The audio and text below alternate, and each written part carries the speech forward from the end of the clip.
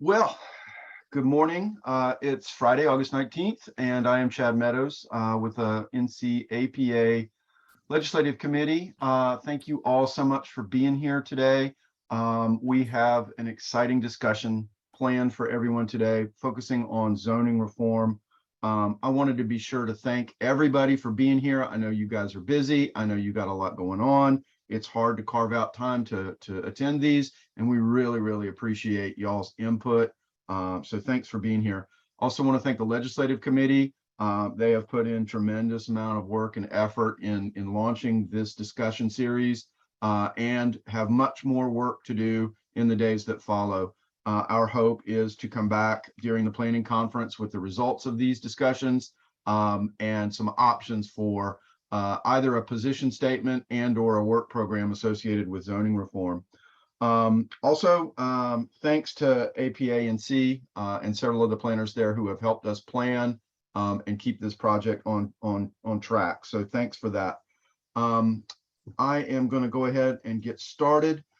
Today's discussion has three parts. We'll start with 25-30 minute kind of overview, the housing crisis, the zoning reform, the essence of it, and why we think it's arisen and so forth. We'll talk about the situation in North Carolina and some other interesting topics. From then we'll go into a facilitated discussion. There are four key questions that we would like to pose to chapter members. And each of those discussion sessions will be facilitated by one of the folks on the Legislative Committee who are participating today. Finally, the last 15 minutes or so, we will report back by facilitators. This session is available for CM credit. Unfortunately, you got to stick around to the end to get the magic number. So please do plan on sticking with us through the report back session, and then we will produce the magic number for everybody. So with that, the background, again, origins of housing crisis, the basic premises behind zoning reform, the situation here in North Carolina. We'll provide some information on zoning reform activities that are taking place in other states across the country. And then if time permits, we'll talk a little bit about some of the activities the General Assembly has been involved in the last couple of years. And so with that, I'm going to ask Michael Zahner, Vice Chair of the Legislative Committee, to kick us off.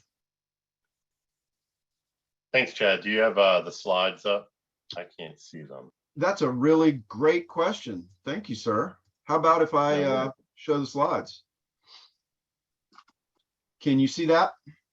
Yes, thank you. Thank you. So, origins of the housing crisis, and we have a definition of crisis here. I think it really captures a lot of the issues, a lot of the variability with perceptions about the crisis, but also potential solutions or ways to address the housing crisis. But I also heard recently on NPR a statement, a quote from a report. This is coming from the National Low Income Housing Coalition. They do an annual report called Out of Reach regarding availability of housing. And the quote is, "In no state, metropolitan area, or county in the U.S. can a worker earning the federal or prevailing state or local minimum wage afford a modest 2-bedroom rental home at fair market rent by working a standard 40-hour work week," the report states. And that same statement was in their report from the previous year and perhaps in the years prior to that. But I think for me, it kind of highlights this is a national issue, and because it is a national issue, there's conversations occurring all across the country, and that's part of what we want to talk about here is, how this national issue is being discussed and influencing decisions and conversations at the national level and how they manifest themselves at our state level. So next slide, please. So the background, the origins of the housing crisis. On the left-hand side, you have, and I think depending who you talk to, who the audience is, there may be different perspectives about which one of these is more relevant than others. Certainly, I think us as planners probably believe they have, each of these probably have their own influence over the issues, but maybe these are more recently occurring issues that are resulting in the housing crisis. Certainly short-term rentals, decisions about aging in place, but even the 2008 Great Recession, I think the building community will say that certainly resulted in a reduction in housing starts that is influencing the market today in terms of availability of supply. And then on the right-hand side, you have maybe some longer standing issues related to zoning and private lending, but also, things such as racism and classism and exclusionary zoning and issues of redlining. Those have been around for a century, at least in terms of land use regulation, and perhaps influence some of the perceptions about housing that we see today and hear today. And if anyone has been around planning and been involved professionally, I think you hear about what this results in from a perspective about zoning reform. You can go to the next slide, Chad. But I would say there's a lot of, as I mentioned, variability in terms of perspectives about the basis and need for zoning reform. And I think our profession comes from it, from a way to right some of the past wrongs. But I think others along that spectrum believe it is purely a market issue.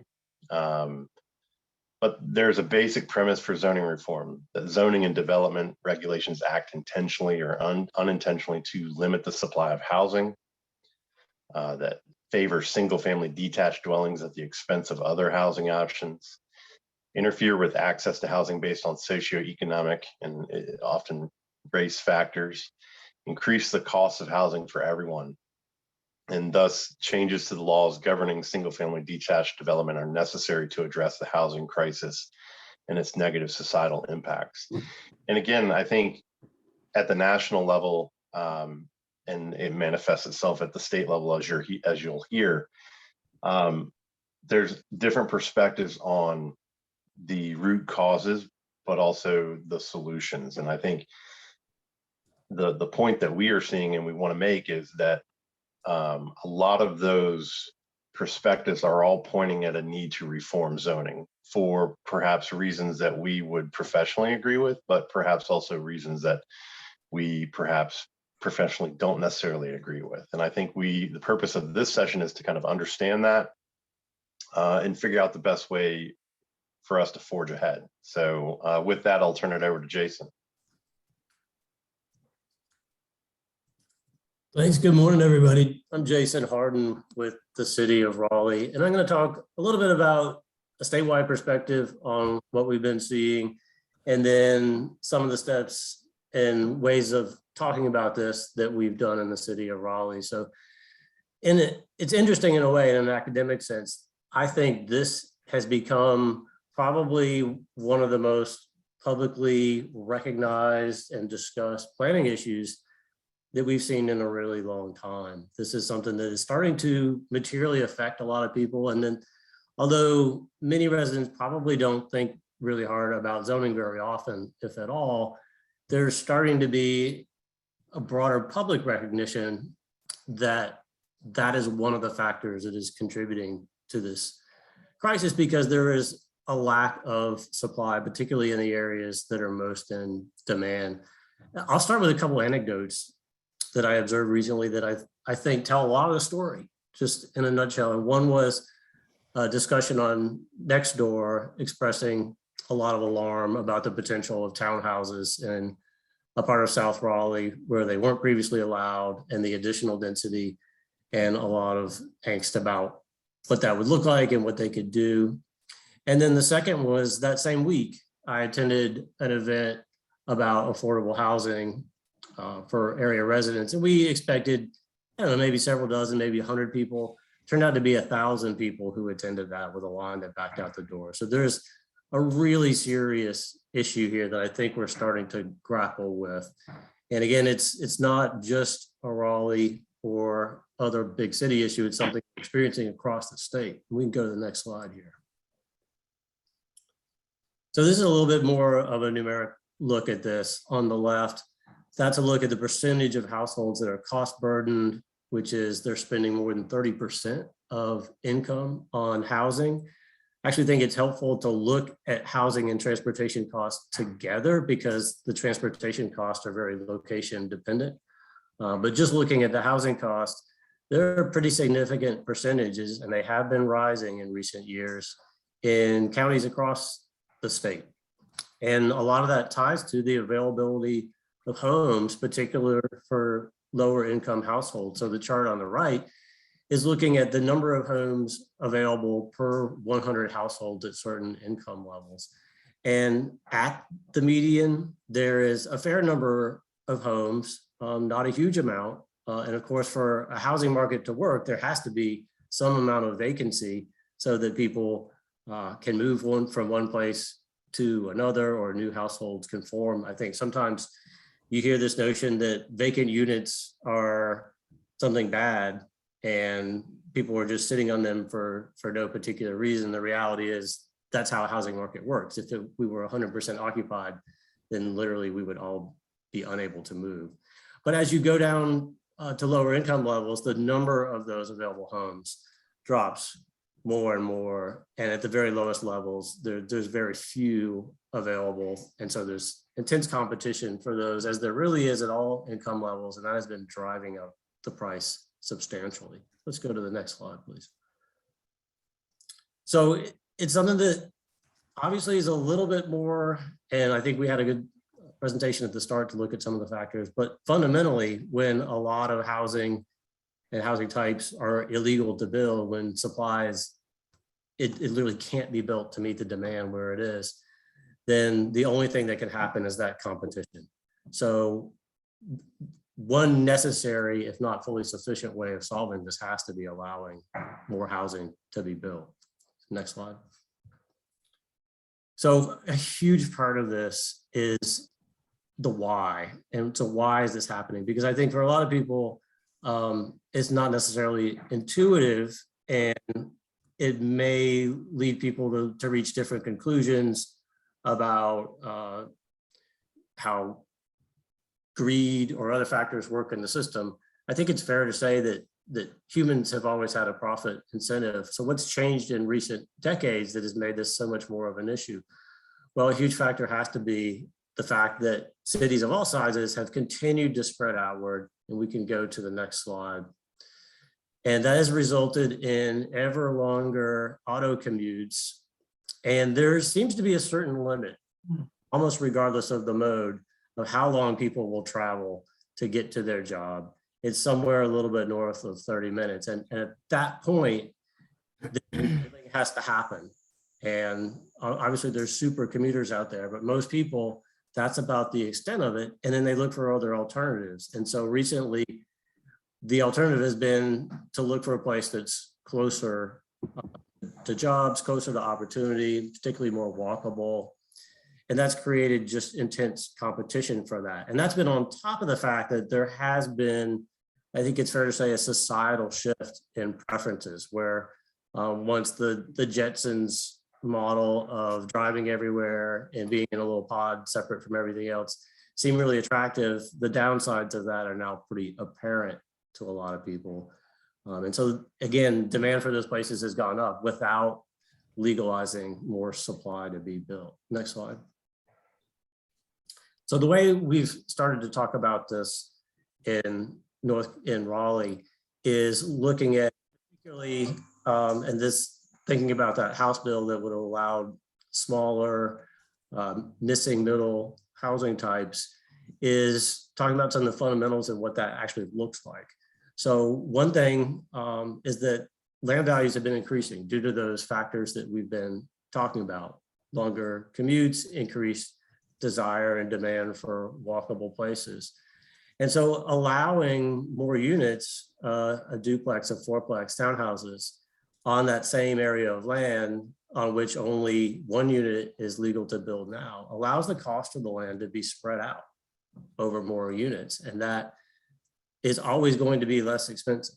So apples to apples comparison, a new detached house is always going to cost more than a new townhouse or a new apartment, and so on. It also allows more people to live in these areas. And we often note, and I'm sure in every community in the state, there are really excellent examples of these structures, multi-unit structures that can look very similar to, or even literally identical to, new detached houses. I'm not saying I think that they have to, but that is something that in conversations in Raleigh, we found to be a helpful point to note. Next slide. And one thing that gets discussed a little bit less is there are other economic benefits, both to households and to society as a whole, to this kind of zoning reform. One is that these housing types are smaller typically, and they share walls and or ceilings. Therefore, they're significantly more energy efficient than detached houses. So the least energy efficient is the detached house. Townhouses are about twice as energy efficient, and apartments even more energy efficient than that. So that means two things. One is that's a big savings for those households who may otherwise be forced to live in a less energy efficient structure. But also societally, because a lot of carbon is produced in making that electricity, that's much less additional carbon emissions that are coming out of our housing sector. Also, these are places that are much more likely to be built in walkable neighborhoods and near transit where that exists in our cities. So shorter trips overall and fewer vehicle trips, again, leading to reduced carbon emissions. And then all of this, to the extent that these are creating walkable communities, which they do help to accomplish, that's a community health benefit, which again, that's a benefit to individual households and society as a whole. Next slide. So this is just a couple numbers that I think if you did this same survey in other places, you would find something really similar to this, but it kind of highlights the issue. So we asked people, do they live in a place that's walkable, that has transit? Most people in the city of Raleigh, and if you know Raleigh, it's a very spread out city that's grown around driving. So most people obviously do not. And we also asked, would people like to live in that kind of place? And a very overwhelming majority indicated that they would. So those two numbers tell the mismatch between what we have and what people would like. And that sums up a lot of what we've been experiencing. And so the third question is almost obvious. We found a lot of people who supported the concept of allowing more people to live and work in walkable places near transit. And we've asked that similar kind of question a couple of times and continue to get that response. And it really does bolster the idea that this is starting to be an issue that people are becoming aware of the planning profession's role in. Next slide. So that's the last of my slides, and I'll turn it over to Ricky for the rest. Thank you, Jason. So on the presentation you have right now, you see multiple states that have already tried to address zoning reform in some form or fashion. And the ones that kind of stand out to me is like Utah and Michigan, just because there are different politics surrounding probably those states. Next slide. So anyway, on this slide, you should be seeing ADUs, and with Oregon and California, they both have tried to address ADUs as where they're allowed at. With Oregon, basically what they went to was allowing ADUs anywhere that single family dwellings are located. And you also see that Connecticut, Vermont, and Utah done that as well. California went a little bit further and basically set, shot clocks that we have seen in other types of reviews for that. And then also basically gave more specific direction to local government units, like the administrative review approval, the floor area ratio, the setbacks here, the 4-foot setback. And then they went a little bit further in the private property side with the prohibitive covenants. They overrode those. Next slide.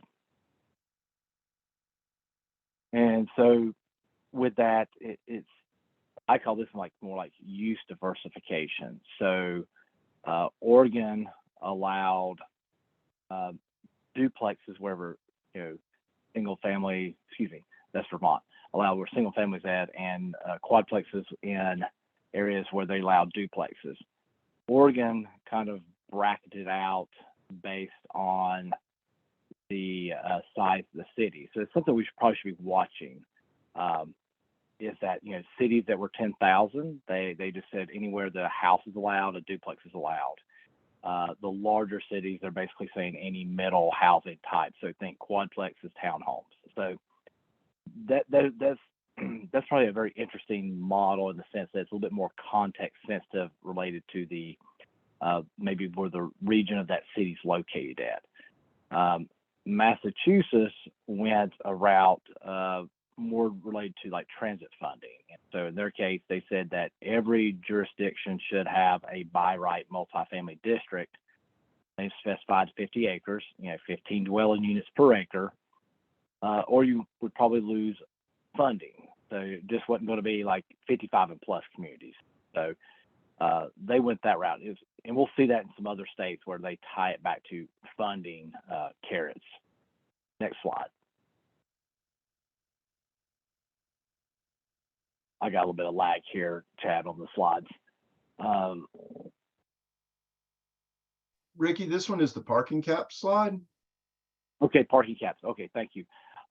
So we've seen in the past where the parking caps, in this case, Oregon's saying that ADUs won't be required to have off-street parking, and also California if they're within a transit stop. So maybe a more rural area would require the you could still allow, or still require a parking requirement. Connecticut, we had seen some stuff where I think the cities were like all about parking. They were requiring this huge number and probably driven by bedroom counts. So you see here that Connecticut said statewide that you could only require one space at all for those studio one bedrooms. And then any other size house or dwelling units, just two spaces. So not a bedroom count driven. So if you got a 4-bedroom, you're not requiring 3 or 4 parking spots. Next slide, please, Chad. Can you see this one, Ricky? This is the plan mandate slide. Plan mandate. No, I've got about a 15-second delay. Yeah, so plan mandates. Thank you, Chad. Thanks for giving me a prompt. Plan mandates. I think this is probably something we should definitely be looking for any type of legislation. It's probably a real good guide. It's requiring a housing plan for a jurisdiction. Oregon went the route of saying the middle-sized cities and larger are required to do that housing needs analysis, every 6 to 8 years. To kind of find out like what type of housing do you need? What is the need? Where does it need to go? So it sort of makes sense in those states to say that. Connecticut, as we see, says every 5 years, and Utah, again, we're back to Utah. They required you to choose like 3 options to get transportation funding, some extra transportation funding. But they had like a 20 menu option toolbox. And so that one I think is a good model in the sense that it lets a community kind of pick and choose how they're going to address the needs, whether it's either a housing plan or allowing ADUs in community or other missing middle housing types. So, it's not just everybody does the same 4 or 5 things. So in that sense, Utah did give local communities more ability or flexibility to choose how to move this forward. Next slide. This should be the guides, right? This is design control. All design control. So we have seen that, experienced that in North Carolina, where we're not allowed to do much design control on things that are built under the 1-2 family housing, or residential code under building code. So these states kind of took that step as well. As I've stated earlier, Oregon says reasonable siting. We always kind of debate what is reasonable. How do we define reasonable in your local government area? California said, single family lot splits. Like, how do you split those? When can you apply regulations? Connecticut is probably the one that I like the best as far as they went so far to create like model design guidelines. So it gives the community somewhere to look at or adopt those standards early on. So you've got a guide or playbook instead of just saying, don't do this and don't do that. You're given kind of an early option or choice to adopt or review from. Next slide. Is this our guides, Chad? All right, guides. In the past couple of sessions, we've heard a lot of feedback that we need guides or guidebooks or a model ordinance. I did like, if you haven't read Oregon's, you should read Oregon's because they go through the missing middle housing types. There's a lot of context in the Oregon book, but I think all the ones on the page here are really helpful for your community. So even if we don't have zoning reform legislated from the top down in the state, it's probably a good idea to go open up these guides and see what things your community can use and or adopt to make housing options more flexible in your community. So all of them were good, but I especially got to flip through Oregon's and really found it very helpful. Next slide. This is Hey, things my other delay. than zoning. Your favorite Oh, issue, my Ricky. favorite slide. My favorite slide. So, you know, as we're thinking of this, we need to remember that there's building codes, fire codes, flood, stormwater that affect every type of development, utility connections, and in our state. So if you're not aware that, you know, triplexes, quadplexes are built under the commercial building code. There's fire access road standards under the fire code.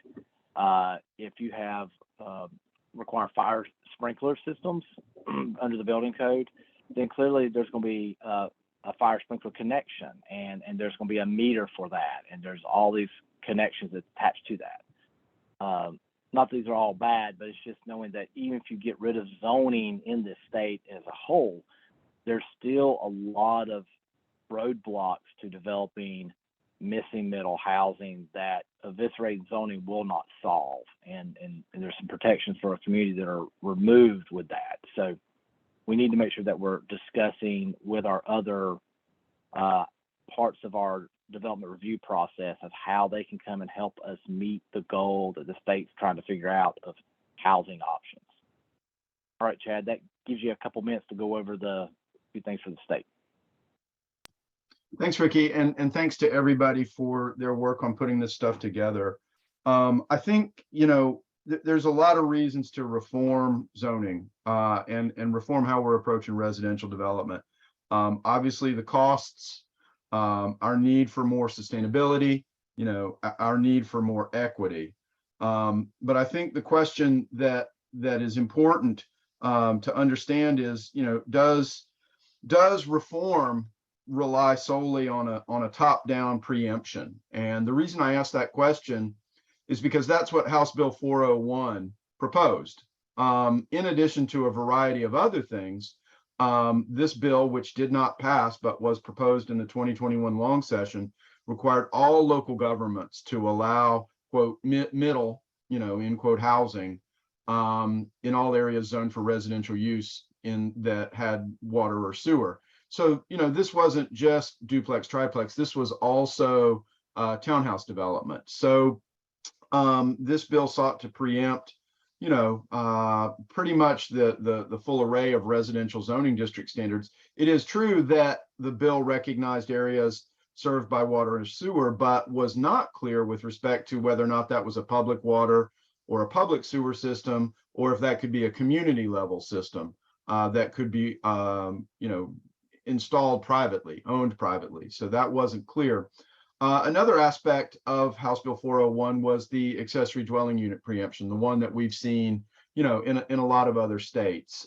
Essentially, you know, allowance for at least one ADU wherever a single family dwelling was permitted, you know, and with no parking requirements. Now, there were a lot of other provisions in House Bill 401, and that was probably what resulted in its undoing. I'm not going to spend time talking about that bill, but I will say this. we showed you guys some examples from some other states, and there's some trends or some patterns that I just wanted to remind you about. The first is, a lot of states that we have looked at required some kind of housing planning, some kind of supply side investigation, and some sort of forward-looking ideas about how to address those needs. A lot of communities approached this issue in a scalable way, or a lot of states approached it in a scalable way. Regulations were parsed by community size or by geographic location. Some states included or recognized the need for design. If we're going to incorporate middle housing and increased housing diversity, how do we make sure that those new residential structures are compatible with the homes that are there today? Finally, funding support.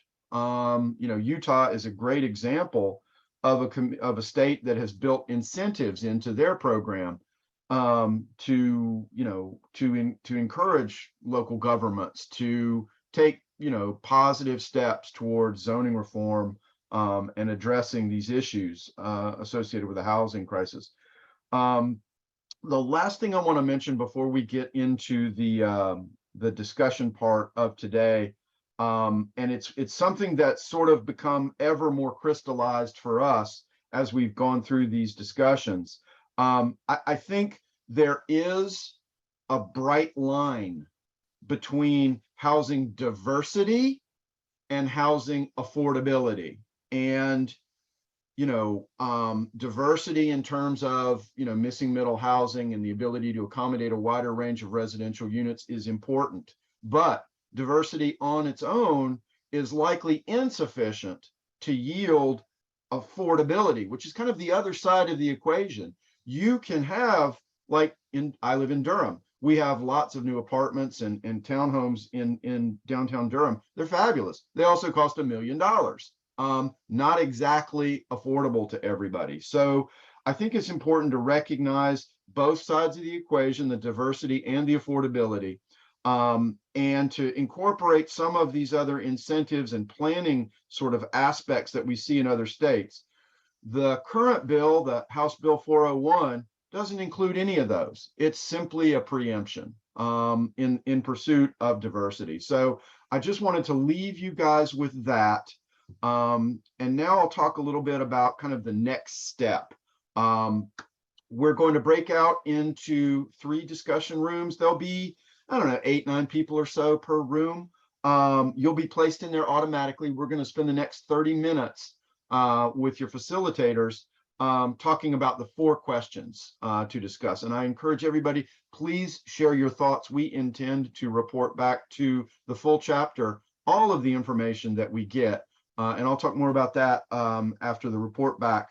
Facilitators will be taking notes and reporting back. And so with that, I am going to now send us to the breakout rooms. I'm going to disappear for a second. First, I will stop recording.